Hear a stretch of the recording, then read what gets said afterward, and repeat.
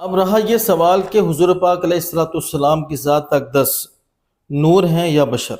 تو یاد رکھیں، اہل سنت کا جو عقیدہ ہے، جو قدیم زمانے سے اکابرین امت کا چلا رہا ہے، ائمہ دین کا چلا رہا ہے، وہ یہ ہے کہ حضور پاک علیہ الصلوۃ والسلام بشر بھی ہیں اور نور بھی ہیں۔ بشر ایسے کہ مخلوق میں ان جیسا کوئی بشر نہیں، نور ایسے کہ مخلوق میں حضور پاک علیہ الصلوۃ والسلام جیسا کوئی نور نہیں۔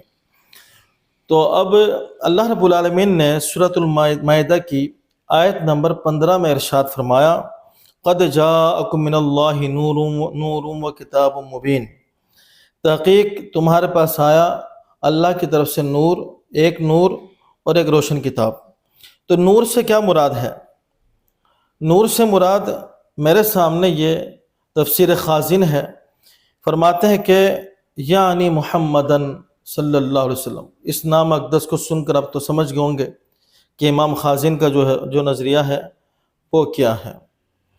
اور اسی طرح ایک اور تفسیر روح البیان ہے، تو اس میں بھی فرماتے ہیں کہ المراد بالاول هو الرسول صلی اللہ علیہ وسلم، نور سے مراد رسول اقدس صلی اللہ علیہ وسلم ہے۔ تفسیر جلالین میں فرماتے ہیں کہ نور سے مراد ہوا نور النبی صلی اللہ علیہ وسلم، نبی پاک علیہ السلام کا نور۔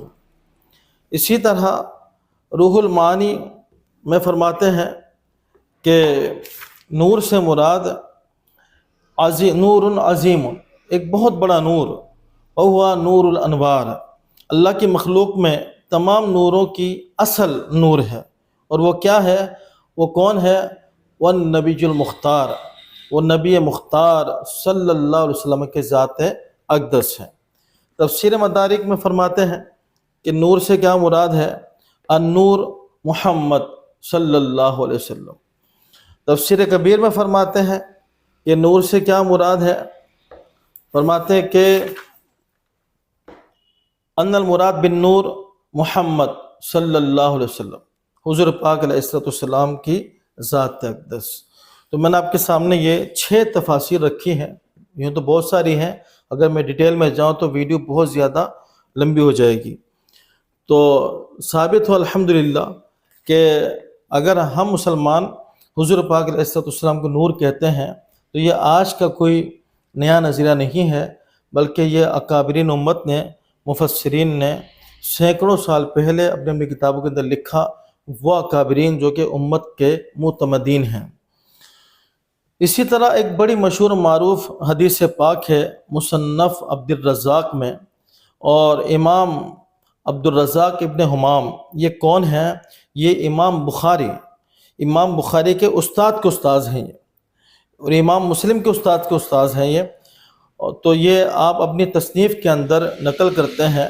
میں آپ کے سامنے ایک بڑی مستند، غیر متزلزل اور سکہ کتاب میں سے یہ پڑھ کے آپ کو سنا رہا ہوں۔ میری مراد فتاوی رضویہ شریف ہے۔ امام اہل سنت الشاہ امام احمد رضا خان رضی اللہ تعالیٰ عنہ فرماتے ہیں کہ حضور پاک علیہ السلام کی یہ حدیث پاک مصنف عبد الرزاق میں موجود ہے۔ وہ روایت کیا ہے؟ حضرت جابر بن عبداللہ رضی اللہ تعالیٰ عنہما نے حضور پاک علیہ السلام سے پوچھا، حدیث تھوڑی لمبی ہے لیکن میں اس حدیث کا ایک حصہ آپ کے سامنے پیش کروں گا، وہ بھی تھوڑا طویل ہے لیکن انشاءاللہ سنیں گے تو آپ کا ایمان جو ہے مزید تازہ ہو جائے گا۔ عرض کی، یا رسول اللہ، بی ابی انت و امی اخبرنی عن اول شیء خلقہ اللہ تعالی قبل الاشیاء، کہ یا رسول اللہ صلی اللہ علیہ وسلم، میرے ماں باپ قربان آپ پر، آپ ارشاد فرمائے کہ اللہ نے سب سے پہلے کس چیز کو پیدا فرمایا؟ قال یا جابر ان اللہ تعالی قد خلق قبل الاشیاء نور نبیک من نورہ، کہ سب سے پہلے اللہ تبارک و تعالیٰ نے اپنے نور سے تیرے نبی کے نور کو پیدا فرمایا۔ اللہ اکبر۔ فجعل ذلك النور يدور بالقدرت حیث شاء اللہ تعالی، پھر وہ نور جو ہے وہ چکر لگاتا رہا جہاں اللہ رب العالمین نے چاہا۔ ولم یکن فی ذالک الوقت لوح ولا قلم ولا جنت ولا نار ولا ملک ولا سماء ولا ارض ولا شمس ولا قمر ولا جنی ولا انسی. یہ وہ وقت تھا کہ جب نہ لوح تھا، نہ قلم تھا، نہ جنت تھی، نہ دوزخ، نہ فرشتہ تھا، نہ آسمان تھا، نہ زمین تھی، نہ سورج تھا، نہ چاند تھا، نہ جن تھا، نہ انسان تھا، کوئی بھی نہیں تھا. فلما اراد اللہ تعالی ان یخلق الخلق، جب اللہ نے چاہا مخلوق کو پیدا فرمانا تو پھر قسم ذلک النور اربعۃ اجزاء، تو اللہ تعالیٰ نے اس نور کو 4 حصوں میں تقسیم فرمایا. فخلق من الجزء الاول القلم، پہلے جز سے اللہ نے قلم کو پیدا فرمایا. ومن الثانی اللوح، اور دوسرے حصے سے لوح کو پیدا فرمایا. ومن الثالث العرش، اور تیسرے حصے سے اللہ نے اپنے عرش کو پیدا فرمایا. ثم قسم الجزء الرابع، پھر چوتھے حصے کو پھر 4 حصوں میں تقسیم فرمایا. اربعۃ اجزاء فخلق من الجزء الاول، پہلے جز سے اللہ نے پیدا فرمایا حملۃ العرش، عرش کو اٹھانے والے فرشتوں کو. ومن الثانی الکرسی، اور دوسرے حصے سے اللہ نے کرسی کو پیدا فرمایا. ومن الثالث باقی الملائکۃ، اور تیسرے حصے سے باقی فرشتوں کو پیدا فرمایا.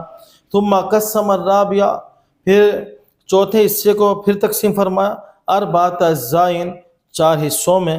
فخلق من الاول السماوات، پہلے حصے سے اللہ پاک نے آسمانوں کو پیدا فرمایا. ومن الثانی الارضین، اور دوسرے حصے سے زمینوں کو پیدا فرمایا. ومن الثالث الجنت، اور تیسرے حصے سے جنت والنار اور دوزخ کو پیدا فرمایا. ثم قسم الرابع اربعۃ اجزاء، پھر چوتھے حصے کو پھر 4 حصوں میں تقسیم فرمایا. انشاءاللہ کسی موقع پر پوری حدیث آپ کے سامنے میں تفصیل کے ساتھ رکھ دوں گا. تو اس حدیث کو کثیر محدثین نے اپنی اپنی کتابوں کے اندر نقل کیا ہے. چند مشہور نام میں آپ کے سامنے ذکر کر دیتا ہوں جو نام امام اہل سنت جو ذکر فرمائیں. امام بہقی نے دلائل النبوہ میں، امام قسطلانی نے مواہب لدنیہ میں، امام ابن حجر مکی نے افضل القراء میں، امام زرقانی نے مواہب شرح مواہب لدنیہ میں، اور شیخ عبدالحق محدث دہلوی علیہ رحمہ جن پر تمام مکاتب فکر اعتماد کرتے ہیں، انہوں نے اس روایت کو مدارج النبوہ میں نقل کیا ہے. اللہ کریم ہمیں اکابرین کے عقیدے پر استقامت عطا فرمائے. آقا کریم علیہ السلام کے نور میں سے ہمیں روشنی اور کرنیں عطا فرمائے کہ جس روشنی سے ہمارا ایمان ہمیشہ سلامت رہے اور اسی پر ہمارا خاتمہ بالخیر ہو.